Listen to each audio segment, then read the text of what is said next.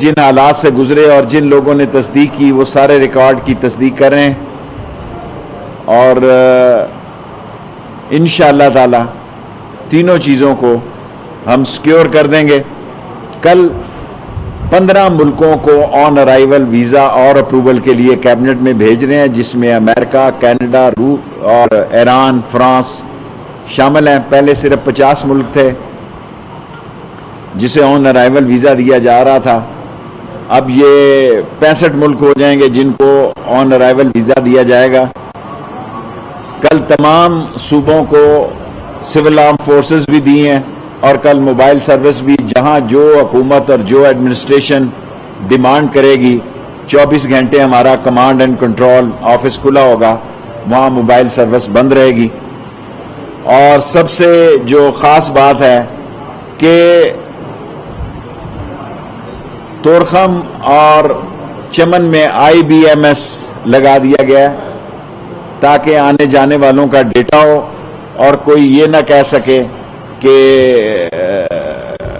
لیکن خوشی کی بات، اچھی بات یہ ہے کہ افغانستان جانے والوں کی تعداد افغانستان سے آنے والوں کی تعداد سے واپس جانے والوں کی زیادہ ہے اور 7 کروڑ 61 لاکھ کی ویکسینیشن ہو گئی ہے اور نادرا نے 75 لاکھ لوگوں کو کووڈ سرٹیفکیٹ جاری کیا ہے. تینوں محکموں میں انقلابی تبدیلیاں لانے لگے تاکہ آج کی میٹنگ میں پاسپورٹ کی طرف بھی جانے کا فیصلہ دیا ہے تاکہ پاکستان اس خطے میں پہلا ملک ہو کہ جلد از جلد ہم پاسپورٹ پہ چلے جائیں تاکہ اس سارے جھنجھلاہٹ سے ہماری جان چھٹ جائے. باقی سیاسی طور پر کوئی اس ہفتے میں کوئی بات نہیں، وہی پرانی باتیں ہیں. شہباز شریف کہتے ہیں جناب علی PTI زندہ دفن ہو جائے گی. آپ 2 سال کے بعد اپنے لیے دم درود کرائیں، اپنے لیے سوچیں. وراثت کی لڑائی آپ کے خاندان میں شروع ہے اور 2 سال بعد یہ کس نتیجے پہ پہنچے گی. میں نے تو 2 سال پہلے کہہ دیا تھا کہ نون میں سے میم نکلے گی. اب میں نون میں سے کچھ اور نکلتا ہوا بھی دیکھ رہا ہوں. پہلے میرا خیال تھا 2 گروپ ہوں گے، اب میں یہ پیشن گوئی کرتا ہوں یہاں 3 گروپ ہوں گے. اور جب 2 سال بعد الیکشن ہوں گے جس کی کمپین کر رہے ہیں آپ، اور شہباز شریف نے گارنٹی مانگی ہے کہ ہمارا صرف ایک ہی مطالبہ ہے کہ 2023 کے الیکشن جو ہیں وہ صحیح ہوں اور شفاف ہوں اور اس میں کوئی دھاندلی نہ ہو. شہباز شریف صاحب آپ کو یہ کمٹمنٹ دی جاتی ہے کہ شفاف ہوں گے، ٹھیک ہوں گے اور یہی آپ کا ایک مطالبہ ہے، اسی پہ آپ سٹینڈ لے رہے ہیں. اور یہی عمران خان کی رائے ہے کہ مشین کے ذریعے ایک اور اچھی بات یہ ہے کہ الیکشن کمیشن اور حکومت جو ہے وہ قریب آ رہے ہیں. وہ جوڈو کراٹے کا ماحول کم ہو رہا ہے اور کم ہونا چاہیے. میرے نام سے جو بہت ساری میسیجز چلائے گئے کہ میں نے الیکشن کمشنر کی حمایت میں خط لکھا تھا، میں نے ان کا خط لکھا تھا لیکن وفاقی محتسب کے لیے. اور اچھی بات یہ ہے کہ حکومت اور الیکشن کمیشن کے درمیان ایک بہتر فضا ہونی چاہیے تاکہ ایک منصفانہ الیکشن ہو سکیں. 5 منٹ ہو گئے، اب 5 منٹ کے سوال. 5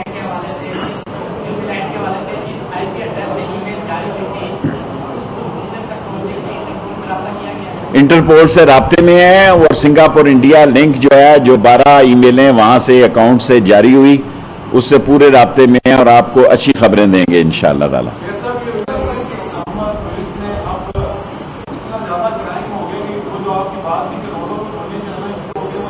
دیکھیں یہ 2 دن جو روڈوں پہ گوڑیاں چڑھی ہیں، یہ پراپرٹیز کا ہر روز میں IG صاحب سے رپورٹ لیتا ہوں ایوری نائٹ. اور یہ جو 2 دنوں میں 4 قتل ہوئے ہیں، اس کی بنیادی وجہ بنی گالا کی پراپرٹیز کے ایشو ہیں اور یہ لوگ باہر بیٹھے ہوئے ہیں. پراپرٹیز بہت مہنگی ہو گئی ہیں. آپ دیکھیں نا، پراپرٹی اتنی مہنگی ہو گئی ہے کہ جو زمین لاکھ روپے کنال تھی وہ 1.5 کروڑ روپے کنال ہو گئی ہے. جو 7, 8, 10 لاکھ روپے کنال تھی وہ 1.5 کروڑ روپے کنال ہو گئی ہے. اور پراپرٹی کے ریٹس بہت ہائی ہو گئے ہیں پاکستان میں، لینڈ کے خاص طور پر. تو اس میں یہ 4 واقعے قتل و غارت کے ہوئے. اور چھوڑو جی، گندی باتیں چھوڑو.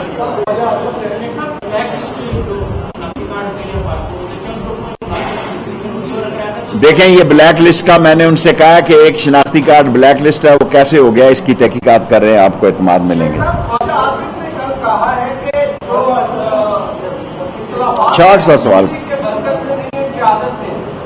آبویسلی نون لیگ کا جب الیکشن میں جائے گی ایک نیا سیاسی ماحول ہوگا 2 سال بعد. میں پولیٹیکلی ایک نیا سیاسی ماحول دیکھ رہا ہوں اور اس نئے سیاسی ماحول میں آج جیسے حالات نہیں ہوں گے اور نون لیگ جو ہے انتشار خلفشار اور آپس میں جوڑو کراٹے سے دوچار ہوگی اور یہ خاندانی حکمرانی کی رکاوٹیں جو ہیں ساری مغل تاریخ اس سے بھری پڑی ہے, ساری ہسٹری اس سے بھری پڑی ہے. سو یہ ان کے گھر کی بات ہے, گھر میں رہے تو اچھا ہے, ہمیں اسے ڈسکس نہیں کرنا چاہیے. جی بیٹا.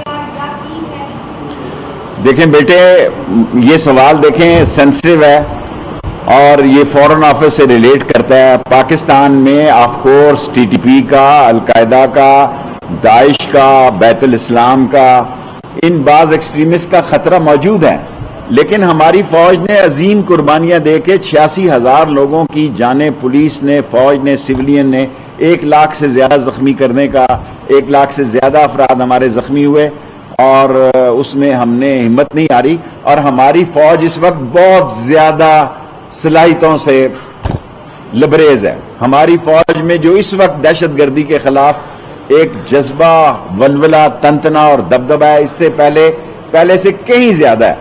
اور انشاءاللہ تعالی اگر کسی نے ملک میں دہشت گردی کے لیے سر اٹھایا اس کو کچل دیا جائے گا.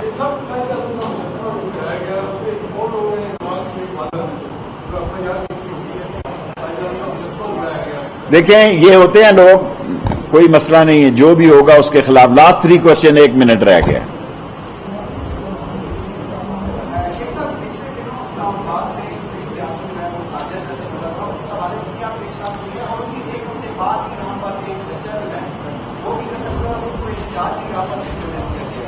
دیکھیں اسلام آباد تو ہائیڈ پارک بن چکا ہے. آج 5 مظاہرے ہیں یہاں پہ. جب میں جوان تھا, پولیٹیکل ورکر تھا, اسٹوڈنٹ ورکر تھا, تو ہم 2 سال بعد ایک دفعہ آئے تھے, یاد ہوگا آپ کو کہ میں زخمی ہو گیا تھا اور میری حالت جو ہے وہ موت سے بچا تھا.